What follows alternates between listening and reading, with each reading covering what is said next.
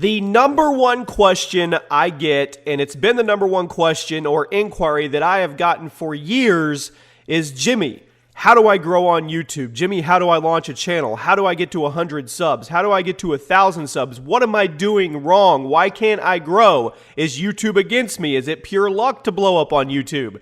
These are the type of questions that I get tweeted at and in the comment section and in my email all of the time. So I thought I would put together a video to help you guys get started on your YouTube path if this is something that you have decided to do. And no, there is no special formula in here that you're going to shoot up and have PewDiePie numbers, but I am going to give you some insight, some steps, and some thoughts that maybe some of these other videos that have done this didn't quite touch on. And as we get started, in the comment section, let me know what your channel is all about. As this video goes out, I will be spending some time checking the channels that people put in the comment sections as well. I'm always looking for a cool new channel to watch. And so I present to you 10 steps on how to get to 1,000 subscribers on YouTube. Step number 1.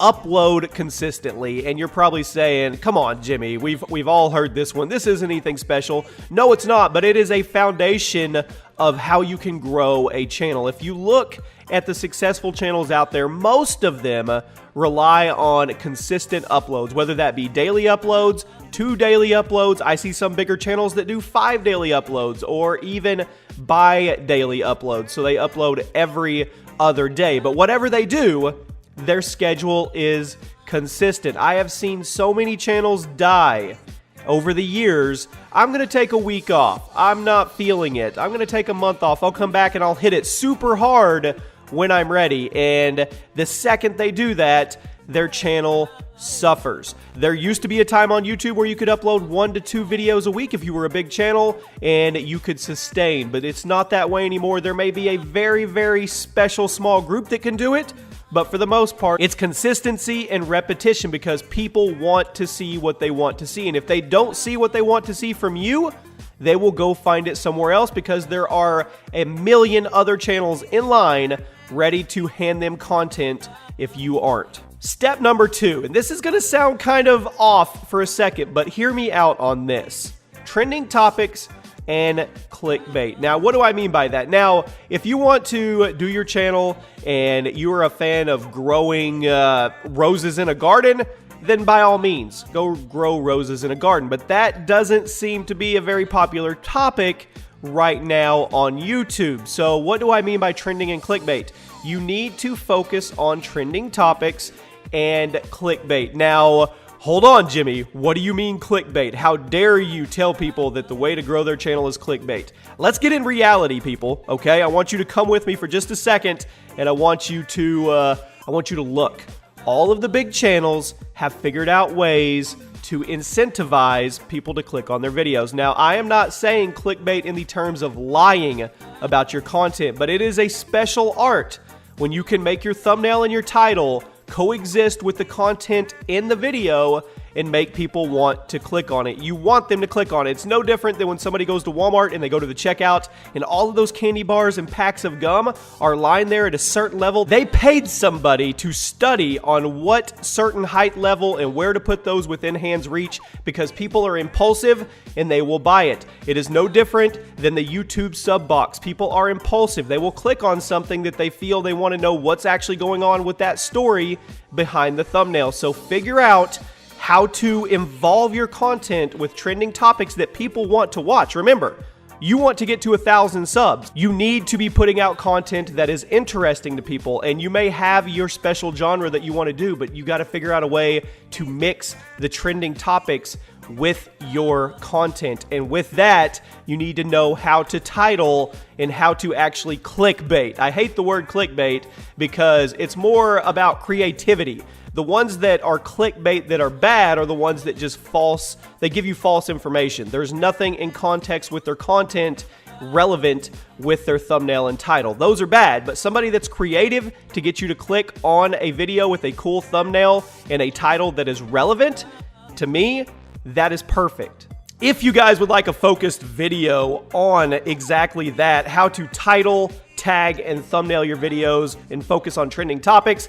Let me know in the comment section and we could do that as a follow-up video to this one. Step number 3 on your road to 1,000 subscribers. People like to judge on the end result of where a YouTuber is, but people rarely see the grind that went into where that YouTuber got where they're going. What I mean by that is everybody sees PewDiePie, or everybody sees KSI, or your favorite vlog channel, or Rooster Teeth, and people don't put that with all the hard work and the grinding that these channels did for years. Most of these big channels have been YouTubing for multiple years. We're talking over 5 years. Yes, there are some that hit lightning in a bottle and they go viral, but for the most part, your dedicated channels that are out there have been grinding for years, and people tend to forget that. So when you're looking up at all these massive channels, don't let it deter you. Don't let it bring you down.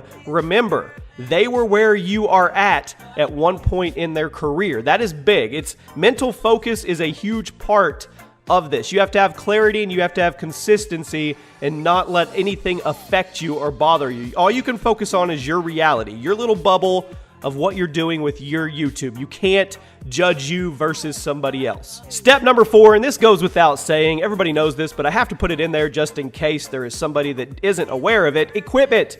You have to have decent quality for your videos. We are past the stage of 480p, people, and I know most everybody knows that, but I still go on YouTube, I still browse, and I still see people uploading content like that. And you can get decent quality even with a cell phone camera now. So equipment, and I understand equipment is expensive, so do it in baby steps with what you need, but get the base equipment, research, and once again, I could do another video and help you guys out with that if you wanted to as well. But there is equipment out there that is affordable. You don't have to go out and get the $1,000 mic that your favorite YouTuber has, or this amazing camera that this guy has. There is equipment out there that you can use that is affordable. So budget shop. There is nothing wrong with budget shopping. I know you want to have that gaming setup or that YouTube setup and let everybody see it, but that's for a different time. That's for down the road. Don't focus on that right now. Step number 5. There are no original ideas. Well, there may be occasionally, but they're very, very rare. Most ideas have been used and reused and rehashed and turned around and manipulated into something else, and that's okay. They aren't really around anymore because we're on the internet. We have access to everything, but it is okay for you to put your spin on a popular idea. There is nothing wrong with that. Forget all the people that say, oh, don't copy his content, or you're just doing what he did. If you see something fun like a top 10 or a series or a vlogging channel, or hell, the trend right now is mailing yourself in a box. If you want to give it a try in your own spin, go for it. Don't listen to people. You can do what you want. Just put your spin on it. A perfect example is my top 10 series. I in no way created top 10s at all. Wasn't even close to the first person, but what I did was put my spin on it and made it a community feel with Twitter. So that's how I've done my top 10s on Sundays. I involve Twitter, they get to be showcased in the top 10s, and that is my little spin on top 10s. You guys can do the same thing. There is nothing wrong with taking an idea and putting your spin on it. Step number 6, don't battle sub boxes during prime time. What I mean by that is there is a prime time for YouTube for most people. It's usually between 1 p.m. to about 4 to 5 p.m. depending on your time zone. That is when the bulk of the videos go up. As a small channel, don't battle that primetime sub box placement. You're not going to win. You're just going to get swallowed up. So check your analytics, dive into your analytics, see who's watching, see when they're watching, and then upload off a time that you can get away with that's not during prime time. Go during an off-peak time. Now, you may not get as many views, okay?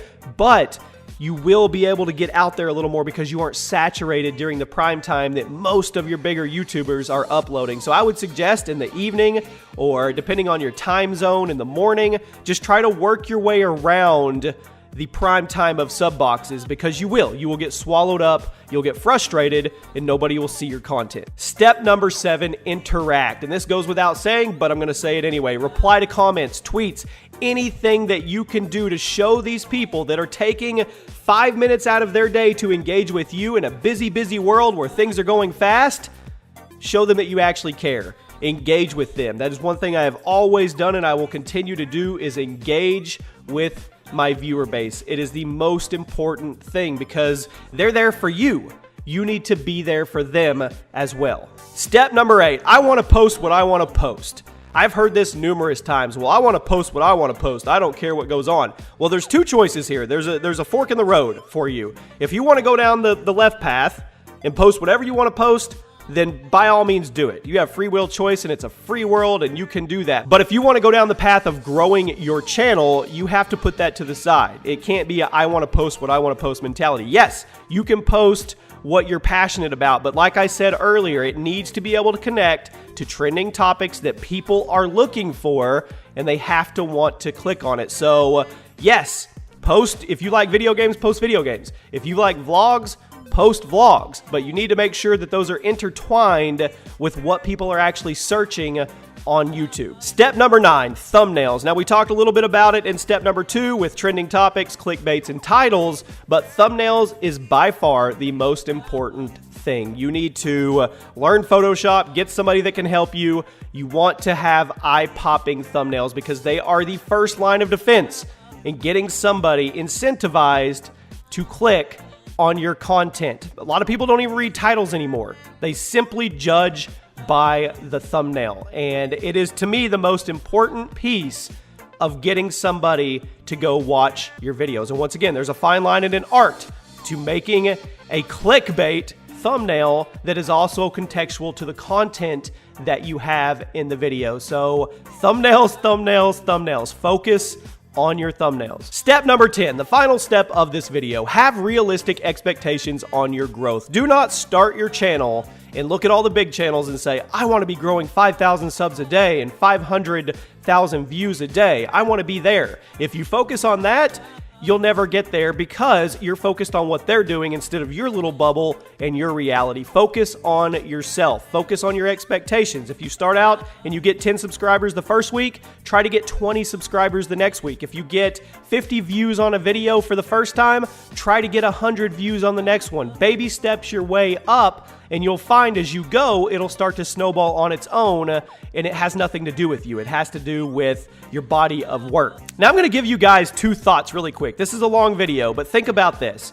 1, you have an advantage being small. I know that sounds crazy, and YouTube is just a whirlwind of crap right now, and nobody knows how to figure out the algorithm, so on and so forth. But if the algorithm is what people are saying it is, and it's got to do something with click-through rate of your subs, it is advantageous for smaller channels because they don't have all of those dead subscribers. So you may be an advantage by being small. If you build that core base and they come back every video and watch, you are going to see some growth. You're going to see some snowball effect as you go if you stay consistent. And the other little piece of advice from me to you is group up. Find people that have the same focus and drive as you that are around your size. There's a reason that the Sidemen do so well, or the FaZe Clan does so well, or the TK House, or all these little groups. They're not little anymore, but these groups of people that work together with their content and they help each other grow. So if you can, find people around your size that want to collab and intertwine. One shout out doesn't do it anymore, people.